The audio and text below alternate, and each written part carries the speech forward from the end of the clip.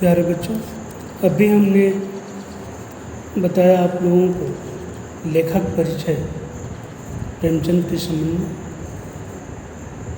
अब उनकी कहानी दो बैलों की कथा, इसका सार इस प्रकार है।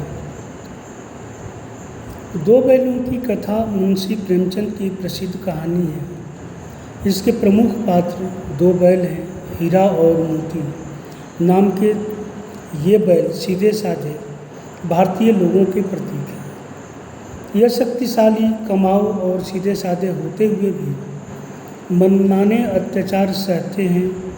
कहानीकार इनके माध्यम से भारतीय लोगों की प्रतंत्रता दिखाना चाहता है। जानवरों में गधा सबसे बुद्धिहीन माना जाता है। इसका सबसे बड़ा कारण है उसका सीधापन और सहनशीलता। वह सुख दुख, हानि लाभ सभी में एक जैसा रहता है। इसी सीधेपन और सहनशीलता के कारण ही भारतीयों को भी अफ्रीका और अमेरिका में अपना अपमान सहन करना पड़ता है। गधे से कुछ ही कम सीधा एक और प्राणी है, बैल। यह कभी कभी अड़ भी जाता है, इसलिए इसका स्थान गधे से कुछ नीचा है। झूरी काछी के पास दो बैल थे, हीरा और मोती। दोनों पछाई जाति के सुंदर, सुडौल और चौकस बैल थे। लंबे समय से साथ साथ रहते हुए उनमें गहरा प्रेम हो गया था। ये साथ साथ खाते, खेलते, धौल धप्पा करते थे। वे एक दूसरे को चाट सूंघकर प्रेम प्रकट करते थे तथा आँखों से ही एक दूसरे की बात समझ लेते थे। संयोग से झूरी ने एक बार दोनों बैलों को अपनी ससुराल भेज दिया। बेचारे बैल समझे कि मालिक ने हमें बेच दिया है, अतः वे अड़ गए। झूरी का साला उन्हें आगे धकेलता तो वे पीछे जोर लगाते। मुश्किल से वे सांझ को नए स्थान पर पहुँचे। वहाँ भी उनका मन न लगा। उन्होंने चारे में मुँह न डाला। नया घर उन्हें बेगाना सा लगा। रात को दोनों बैल ने कनखियों से एक दूसरे को देखा, चुपचाप सलाह की और पगहे तोड़कर झूरी के घर से चल पड़े। झूरी ने सुबह अपने बैलों को चरनी पर खड़ा देखा तो गदगद हो गया। बैलों की आंखों में विद्रोह भरा स्नेह था। घर और गांव के बच्चे तालियां बजा बजा कर उनका स्वागत करने लगे। हाँ, पत्नी जरूर क्रुद्ध हुई। वह उन्हें नमक हराम कहने लगी। गुस्से के कारण उसने बैलों को सूखा चारा डाला। बैल चारा खाएं तो कैसे? झूरी ने नौकर को चारे में खली डालने को कहा, किंतु मालकिन के डर से रह गया। दूसरे दिन झूरी का साला फिर से हीरा मोती को ले गया। इस बार उसने दोनों को बहुत मोटी रस्सियों से बांधा और उनके सामने सूखा चारा डाल दिया। हीरा मोती का ऐसा अपमान पहले कभी नहीं हुआ था। अगले दिन उन्होंने हल में जुटने से इनकार कर दिया। झूरी के साले ने खींचकर उनकी नाक पर खूब डंडे मारे, परंतु दोनों टस से मस न हुए। उल्टे हल लेकर भाग गए। रस्सी, हल, जुआ, जोत सब टूट टाट कर बराबर हो गया, परंतु गले में लंबी लंबी रस्सियाँ थीं, इसलिए पकड़े गए। दूसरे दिन अगले दिन उन्हें फिर से सूखा चारा मिला, लेकिन शाम के समय भैरों की नन्ही लड़की 2 रोटियां लेकर आई। रोटियां खाकर हीरा मोती की आत्मा प्रसन्न हो गई। उन्हें पता चला कि नन्ही लड़की की माँ मर चुकी है, इसलिए सौतेली माँ उसे बहुत परेशान करती है। मोती का दिल किया कि वह भैरों को या उसकी नई पत्नी को उठाकर फेंक दे, परंतु लड़की का स्नेह याद करके चुप रह जाती। अगली रात उन्होंने रस्सी तुड़ाकर भागने की योजना बनाई। वे रस्सी को कमज़ोर करने के लिए चबाने लगे, परंतु तभी नन्ही लड़की ने आकर दोनों की रस्सियाँ खोल दी। लेकिन बैल लड़की के स्नेह के कारण न भागे। लड़की ने शोर मचाया, फूफा वाले बैल भागे जा रहे हैं, दादा भागो।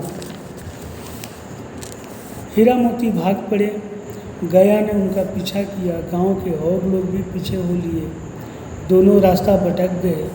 नए नए गांव पार करते हुए वे खेत के किनारे पहुंच गए। मटर का खेत था। दोनों ने खूब मटर खाए और मस्ती में आकर उछलने कूदने लगे।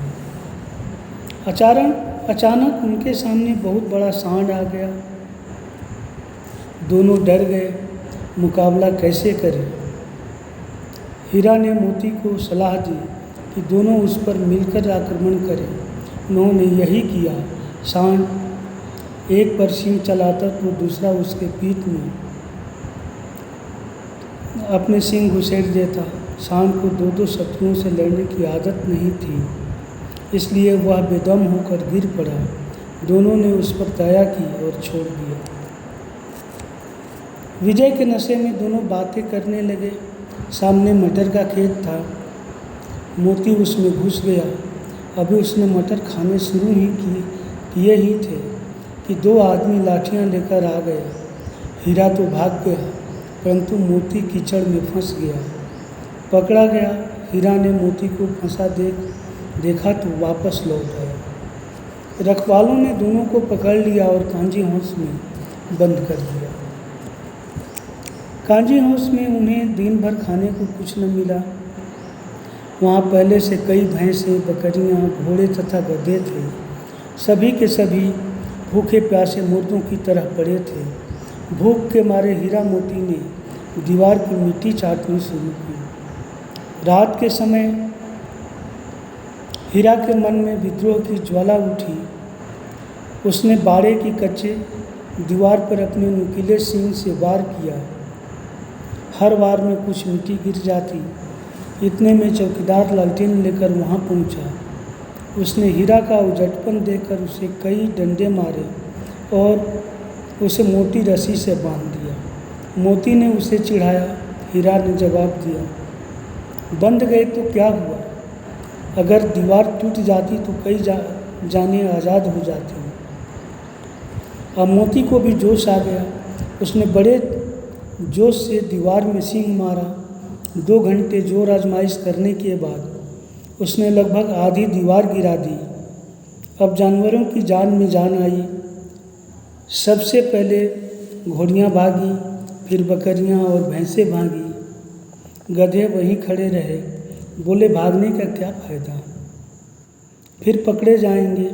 मोती ने उन्हें सींग मार कर भगाया, लेकिन हीरा रस्सी से बंधा था, कैसे भागता? हीरा ने मोती को कहा कि वह भाग जाए वरना उसकी खूब पिटाई होगी। मोती बोला, मैं विपत्ति में तुम्हें कैसे अलग कर सकता हूँ। वह भी वहाँ सो गया। सुबह होते ही काजी हाउस के कर्मचारियों में खलबली मची। उन्होंने मोती को खूब मरम्मत की और उसे मोटी रस्सियों में बांध दिया। हीरा मोती 1 सप्ताह तक वहीं बंधे रहे। उन्हें खाने को कुछ न मिला, बस दिन में 1 बार पानी मिलता था। दोनों की ठठरियाँ निकल आई। एक दिन उनकी नीलामी होने लगी। कोई भी खरीदार उन्हें न खरीदता। अंत में एक कसाई ने उन्हें खरीद लिया। वह जिस तरह कुल्हे में उंगली गोद कर देख रहा था, उससे हीरा मोती कांप गए। नीलाम होकर दोनों दढ़ियल कसाई के साथ चले। वे अपने भाग्य को कोसने लगे। कसाई उन्हें भगाए जाता था। रास्ते में उन्हें गाय बैलों का रिवट नजर आया। वे सभी प्रसन्न होकर उछल कूद कर रहे थे। हीरा मोती सोचने लगे, ये कितने स्वार्थी हैं कि इन्हें हमारी विपत्ति की कुछ भी चिंता नहीं। सहसा हीरा मोती को लगा कि वे रास्ते उनके जाने पहचाने हैं। अब उनके दुर्बल शरीर में जान आने लगी। जल्दी ही झूरी का घर नज़दीक आ गया। वे तेजी से भागने लगे और थान पर खड़े हो गए। झूरी ने उन्हें देखा तो दौड़ा, उन्हें गले लगाने लगा। बैल भी झूरी का हाथ चाटने लगे। दढ़ियल कसाई ने बैलों की रस्सियाँ पकड़ ली। झूरी ने कहा, ये बैल मेरे हैं। कसाई बोला, मैं इन्हें नीलामी से लाया हूँ। वह बैलों को ज़बरदस्ती ले जाने लगा। मोती ने उस पर सींग चलाया। दढ़ियल भागा, मोती ने उसे और भगाया तथा गांव से दूर किया। झूरी ने निहाल होकर नादों में खली, भूसा, चोकर और दाना भर दिया। दोनों मित्र खाने लगे। गांव में उत्साह छा गया। मालकिन ने आकर दोनों के माथे चूम दिए और इस तरह से यह पाठ समाप्त होता है। धन्यवाद।